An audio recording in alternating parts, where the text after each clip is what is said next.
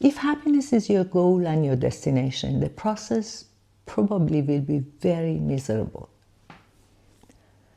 The New Age healing tries to tell us that happiness is the destination, backed with serotonin, dopamine, and even brain scan. But those are chemicals, those are not feelings or meanings.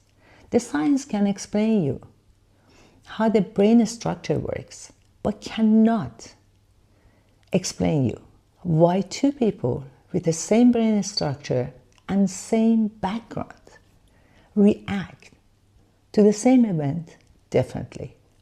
Happiness is one feeling among many other feelings that we have.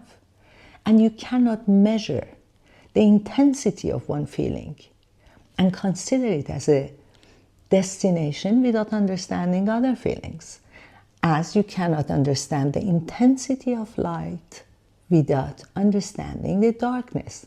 Happiness is one feeling among many other feelings, like sadness, grief, love, empathy, calmness. Those are feelings that make us function like a human.